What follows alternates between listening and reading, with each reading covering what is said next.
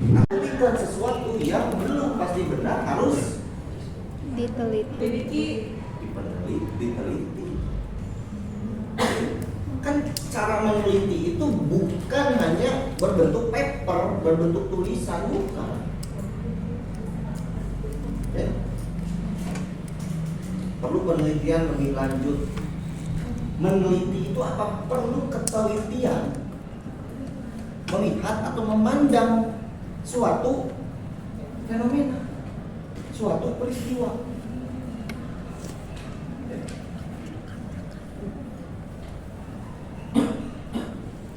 Jadi sebelumnya kalian sudah bisa mengidentifikasi bahwa ini adalah isu. Isunya apa? Ya. Terus setelah itu letak masalahnya di mana? Ya. Hah? Itu. Ya. Makanya disebut isu, bukan fakta. Karena kalau fakta sudah dibuktikan, baik itu secara empiris atau secara kronologis. Ini masih isu.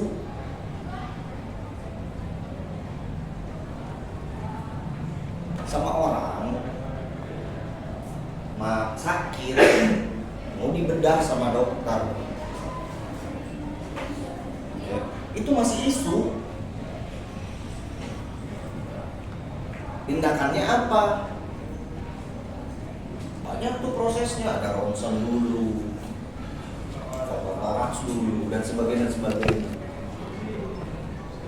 Apakah setelah dibuka, dibelai perutnya,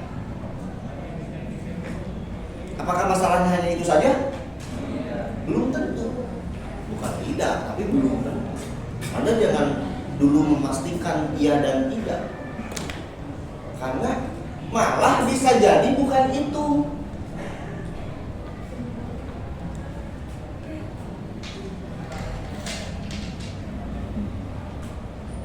Kemarin tuh dari contoh istrinya Kang Resa udah berobat berbulan-bulan, kesana kesini. Baru tuh terakhir 1 bulan terakhir terdiagnosa ketemu batuk terus.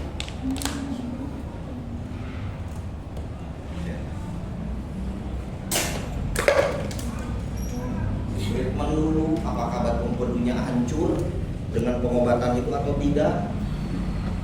Akhirnya perlu tindakan, dibedah pakai laparoskopi, tangkap.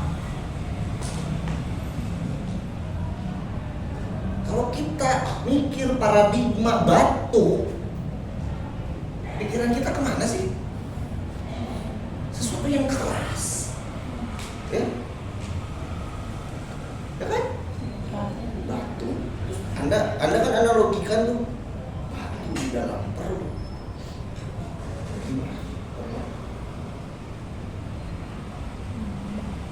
Nanti ya bentuknya ya mungkin sebesar kerikil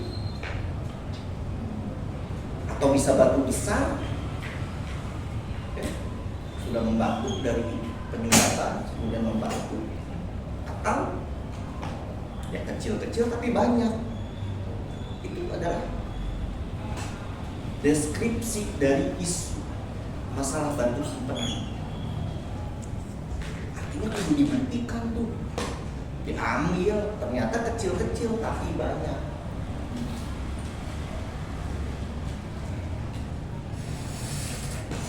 Ambil pendekatannya, dokternya pun pakai laparoskop. Laparoskopi itu tercanggih, ya. Bekas operasi ini juga hanya sekecil ini karena dimasukkan pakai alat pencapit kecil, bukan dibedah besar. Truk jepit ambil, selesai, dan pulihnya lebih cepat. Nah, pemilihan pendekatan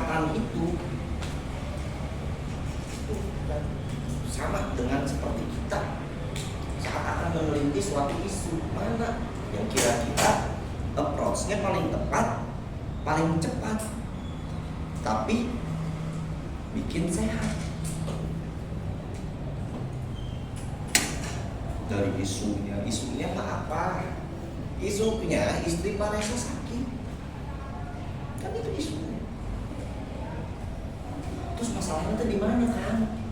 Udah eta teuing bukan teh. Soalnya GERD-na, wah gitulah banyak simptom ya ini tapi tidak terjawab tuh. Sampai terakhir dia ke dokter yang tepat, kejawab tuh. Itulah penelitian. Walaupun dalam contoh kasus Kak Reza sama harus mengeluarkan banyak uang.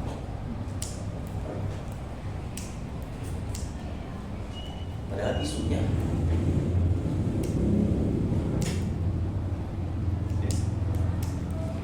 seperti itu. Isu. Kontemporer apa kontemporer? Terbaru, terkini, kekinian, yang paling update. Current isu kontemporer. Artinya ketika berbicara perpustakaan dan sains informasi, paradigma kalian atau pola pikir kalian jangan terpaku hanya di perpustakaan. Ingat kalian itu ada sains informasi dan kajian informasi. Berkali-kali saya ulang, kajian informasi itu adalah kajian yang sangat luas. Artinya kalian bisa mengambil isu yang sangat banyak.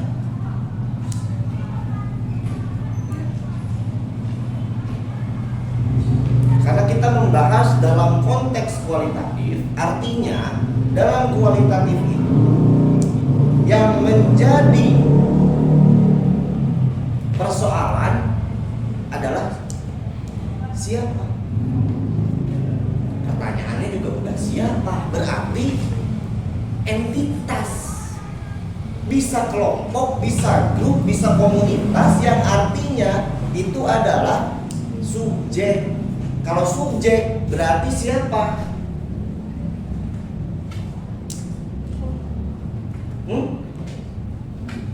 Orang atau manusia. Ya? Kita nggak ngomongin angka, kita nggak ngomongin grafik, kita nggak ngomongin data pasti. Kita nggak menghitung jumlah. Ya? Tapi subjek. Kenapa sih harus bahas isu kontemporer? Sekali lagi, kalian perlu keluar dari kebiasaan. Artinya, sesuatu yang belum dilakukan, sesuatu yang belum diteliti, bukan berarti itu adalah salah. Kalau kalian tertarik pada cultural studies, maka sok cocokkan dengan keilmuan kalian. Apakah nggak akan dapat isu-isu cultural studies di dalam perpustakaan atau sains informasi? Insya Allah loba. Yang suka teori kritis, ya, enggak. Atau yang sukanya pengembangan, peningkatan, enggak. Jadi jangan terpaku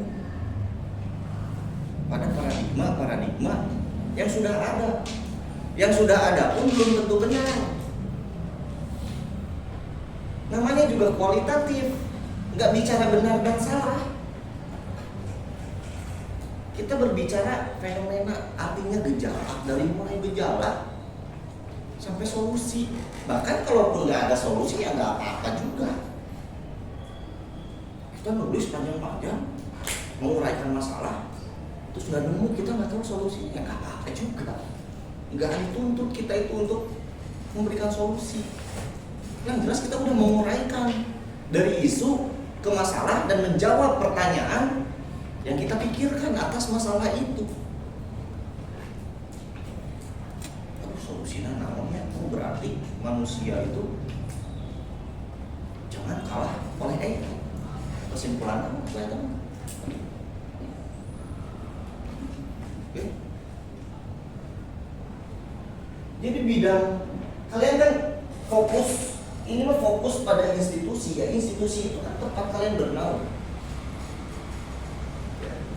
Meskipun bukan literally pada institusi perpustakaannya, tapi kajian yang kalian naungi adalah perpustakaan.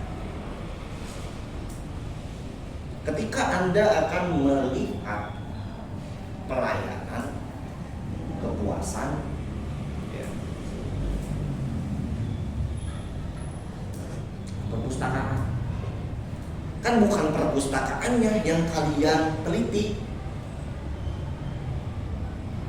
Tidak ada subjek di sana. Kan kalian tidak dilayani oleh buku. Kalian tidak dilayani oleh data.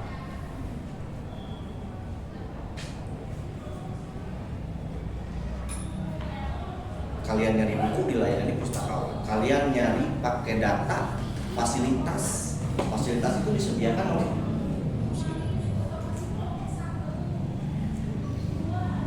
ya. Walaupun objeknya buku, katalog, enggak selalu ini. Kebiasaan pemustaka dalam mencari informasi itu kan artinya subjek yang diteliti ya. Kebiasaan pemustaka dalam meminjam buku itu kan perilaku si subjek. Ya.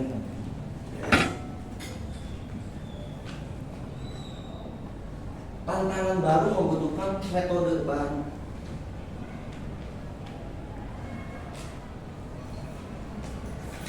Jadi kalau kalian mau pakai metode yang sifatnya interdisipliner, itu juga boleh.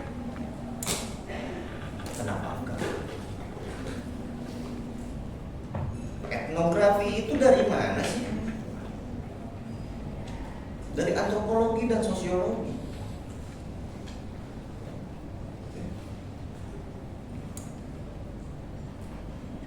Studi kasus emang dari mana? Dari sosiologi. Apa itu bukan interdisipliner? Interdisipliner.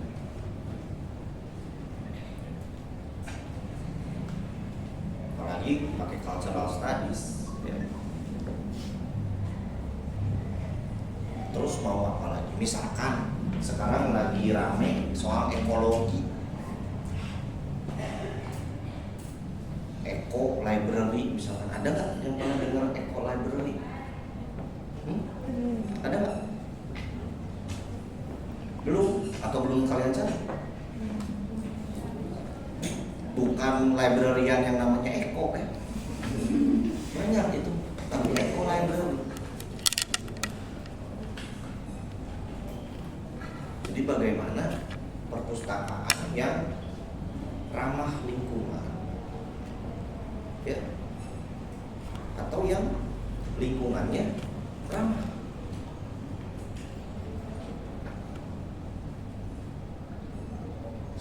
Sekarang arah penelitian itu sekarang sedang tambah eko-ekoan, benar? Serius, yang namanya eko itu sekarang lagi hangat di dunia penelitian.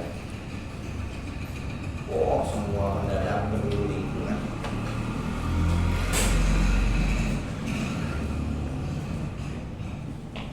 Coba kalau kalian belum pernah baca deh library. Jangan-jangan nggak ada tuh di Indonesia. Bisa jadi kalau kalian lakukan malah sudah ada di luar negeri, sudah rame malah di kita belum high. Kayak cafe library, ya kan telat di kita. Di luar negeri mah udah lama. Perpustakaan nyambung sama kafe.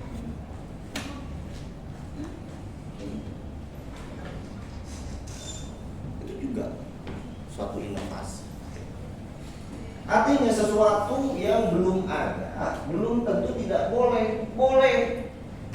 Makanya jangan membatasi ilmu.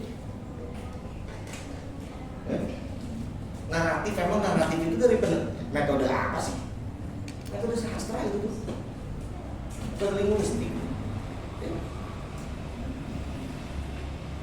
Jadi perpustakaan itu mirip-mirip dengan komunikasi, ngambil mana, karena itu dirasa yang paling cocok. Saya, tesis saya pakai teori apa? Emang teori komunikasi? Bukan. Saya pakai teori psikologi, social identity and the individuation effect. Itu teorinya siapa? Psikologi. Ya. Tentang perilaku manusia di dunia offline, keseharian manusia diteliti sama orang psikologi sampai muncul tuh teorinya SIDE.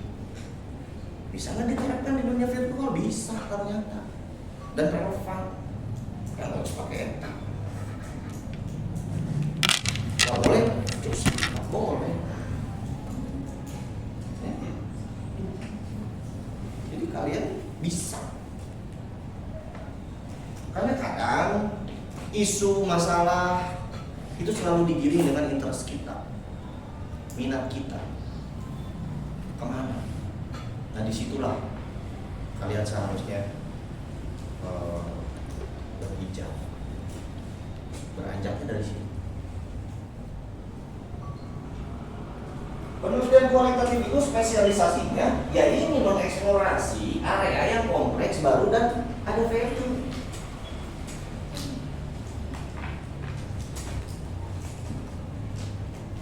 Digali itu, dikronologikan, dinarasikan, ya, dilacak.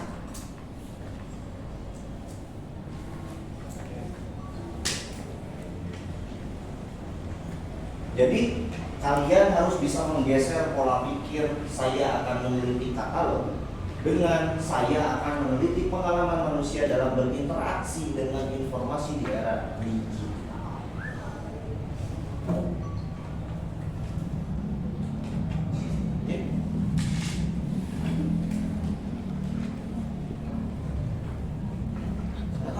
Perilaku mah, kan saya udah bilang di kemarin pas paradigma,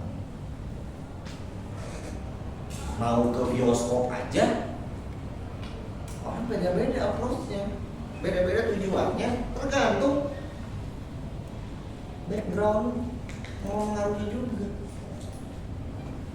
Walaupun startnya bareng-bareng dari UIN gitu. Ya. Literasi baru dan kecerdasan buatan atau AI. AI ini isu. Cara pandang kalian terhadap AI bisa menimbulkan masalah. Isunya AI.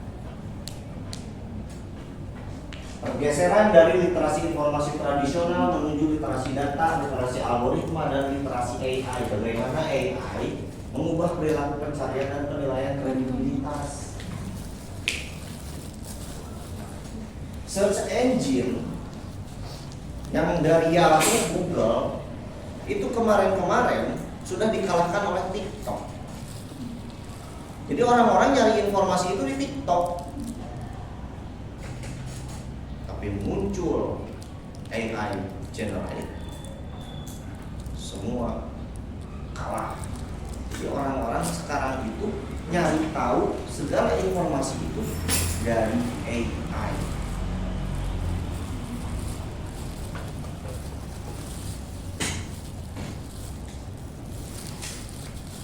Jadi Anda itu butuh memahami proses kognitif dan sosial yang tidak terlihat di balik interaksi dengan AI. Ya. Menjelajahi kepercayaan, prasangka, dan kekhawatiran pengguna. Anda kalau tanya saya, Bapak pakai AI kan? Pakai. Ya, untuk apa dulu? Apa Bapak percaya pada AI? Enggak. Serius. Demi kebutuhan penelitian, mau nggak mau saya juga pakai AI. Ya. Saya tuh pernah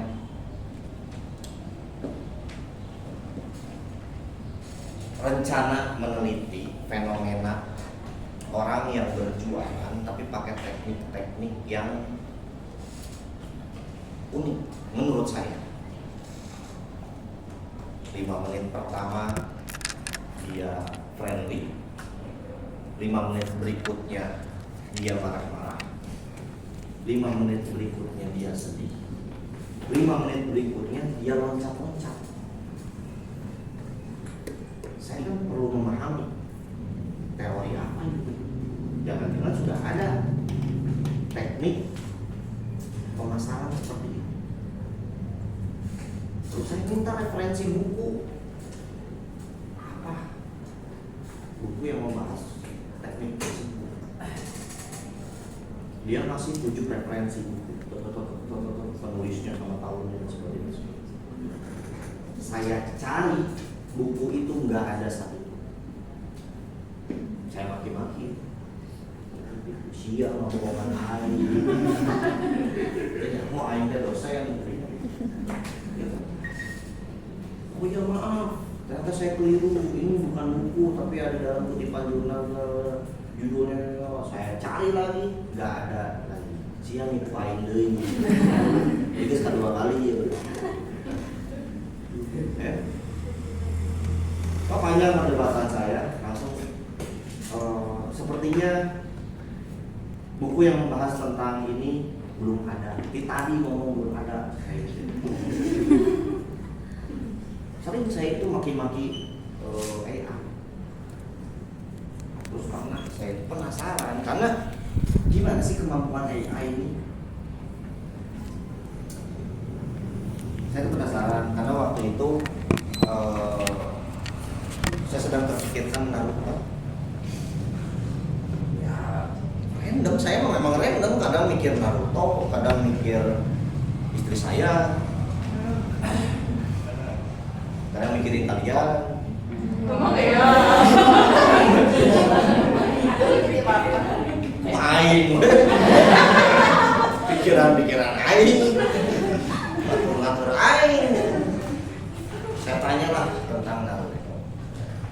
Pertanyaan saya adalah, apakah Masashi Kishimoto atau orang-orang dari production Naruto pernah melakukan survei kepada Naruto lovers ataupun penonton Naruto, momen tersedih menurut penonton itu momen-momen apa saja atau pas scene apa saja? Jiraiya, kematian Jiraiya yang nomor 1. Saya percaya karena saya waktu itu mewek. Pas kematian Jiraiya itu anjir sakit hati saya. Benar sedih banget itu.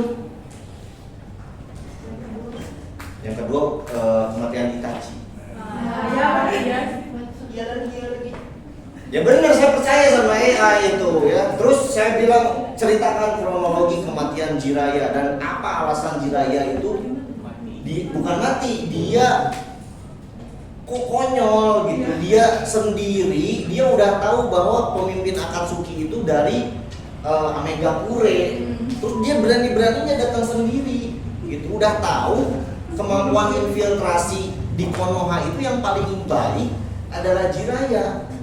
Dan seharusnya Jiraiya juga tahu kalau Jiraiya mati nggak ada yang bisa melindungi Naruto. Kan itu kan alasan kenapa Akatsuki belum menyerang Konoha, karena ada Jiraiya. Jiraiya itu yang terkuat di Konoha, termasuk sebagai orang tua dari Naruto kan. Konyol gitu Jiraiya ini. Apakah, ya kan kita nggak tahu apakah Jiraiya ini konyol karena cinta, pengen dianggap keren sama Tsunade. Iya kan? Kayak gitu. Tapi itu kan hal-hal intrinsik yang tidak bisa kita nilai, hanya praduga saja. Nah, AI itu menjelaskan kronologinya, tapi penyebutannya keliru. Kayak misalkan kata yang membersamai Jiraiya adalah Gamabunta, padahal bukan. Itu adalah Lord Fukusaka, ya. Lalu kode Kenapa Jiraya tidak kabur? Karena Jiraya sudah tidak bisa bergerak katanya. Lalu dia mengirimkan kode kepada Lord Fukusaka. Jiraya tidak bisa berbicara karena pokoknya keliru, bukan tenggorokannya hancur, lidahnya dipotong oleh pain. Padahal kan tenggorokannya hancur, pasti cekik dari air itu kan. Oh, banyak yang keliru. Ujung-ujungnya saya koreksi, langsung Anda memang Naruto lovers. Maaf saya keliru. Sok tahu lu. Jangan selalu gitu ya sama AI. Anda ini nggak tepat ini.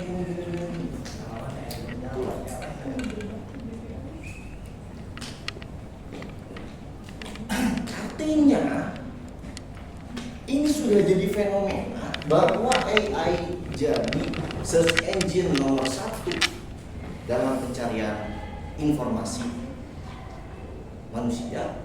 Tapi AI itu bukan dia bisa meng-create data, tapi dia mendapatkan data dan informasi dari kita semua. Jadi kalau Anda sering melakukan store data pada AI senang. Edit foto ini bersama Taehyung.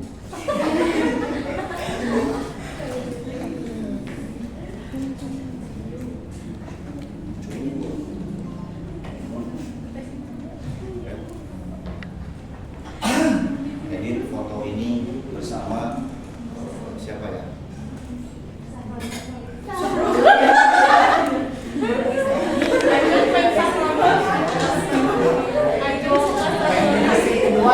Itu paling saya nggak ngerti ya.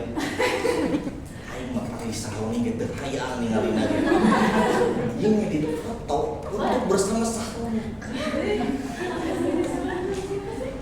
Nanti kalau Anda pakai prompt yang sangat detail, saya seorang mahasiswa ilmu perpustakaan dan informasi Islam di UIN Sunan Gunung Jati Bandung. Saya mendapatkan tugas dari Pak Irdan untuk melakukan ini. Coba berikan gambaran ini.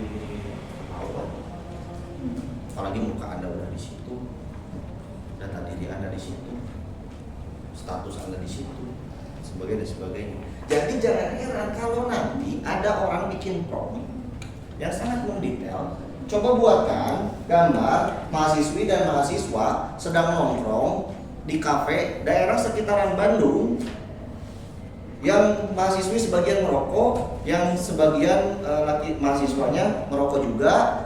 Mereka sedang minum semua detail banget. Terus muncul muka Anda. Jangan. Karena AI nggak bisa bikin muka si Aris, nggak bisa. Kecuali si Aris pakai muka si Aris itu.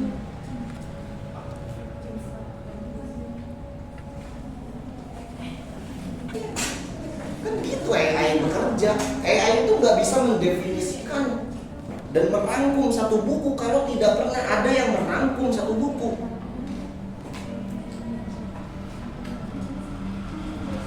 Nggak akan bisa. Nggak gitu cara kerja AI. AI itu hanya collect data, lalu menyuguhkan kepada kalian berdasarkan permintaan kalian. Itu pun belum tentu benar. Bentar ya. Jangankan gitu, saya lihat tahun kemarin orang ngedit foto, bukan edit foto atau ya, kan banyak orang-orang halu yang pacarnya anime ya. Di anime cantik, dibuatlah surrealisme, ya, dibikin tuh oleh AI.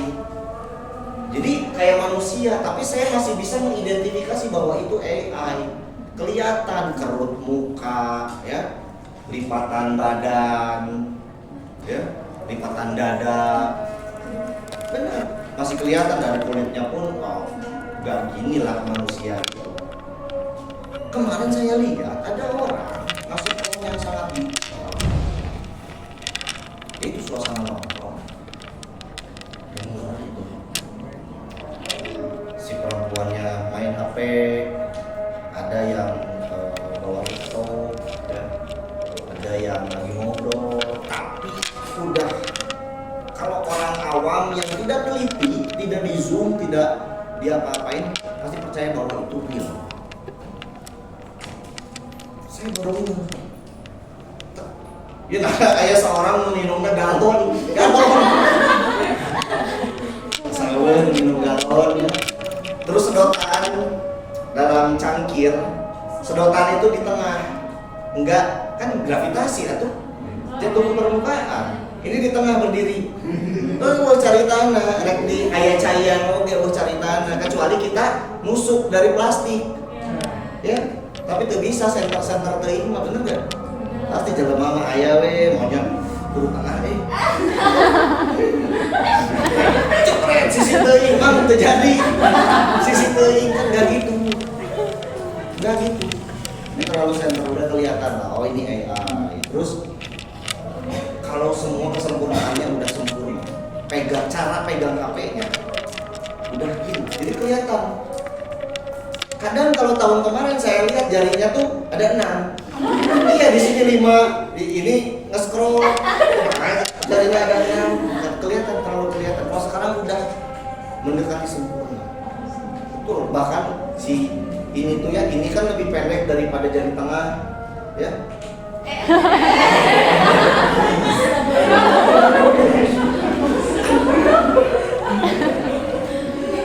Ini juga ya lebih pendek. Kalau nggak saya salah spontan.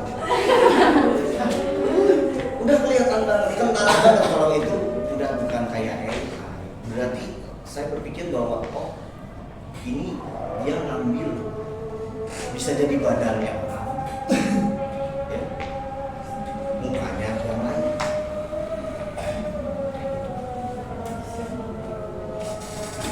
Itu tuh setahun yang lalu. Berarti cepet banget berubahnya. Kebayang tahun depan, 2 tahun kemudian, 5 tahun kemudian bakal jadi apa? Saya masuk sieun film-film Hollywoodnya bener. Invasi alien, AI menguasai manusia, robot menyerang manusia. Sieun. Bener. Kan robot tanpa pengendali, mobil tanpa pengemudi udah banyak kan? Terus jadi transformer kebayang.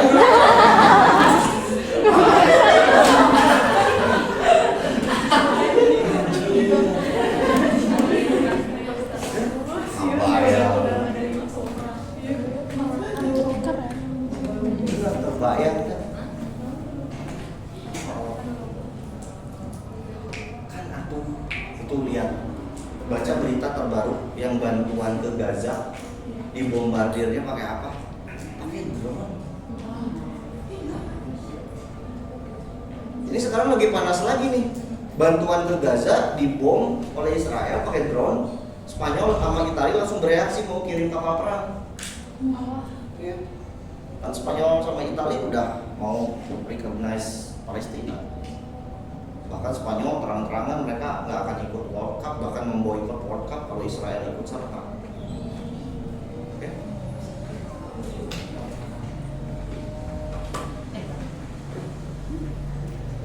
Bayang drone itu. Nah, Anda bayangkan aja beberapa tahun kemudian lagi. Wah. Nah ini ya, jadi kalau fenomenologi, saya pernah bahas ya ini terlalu gitu. Berarti kalau gini solusinya adalah menambah lantai.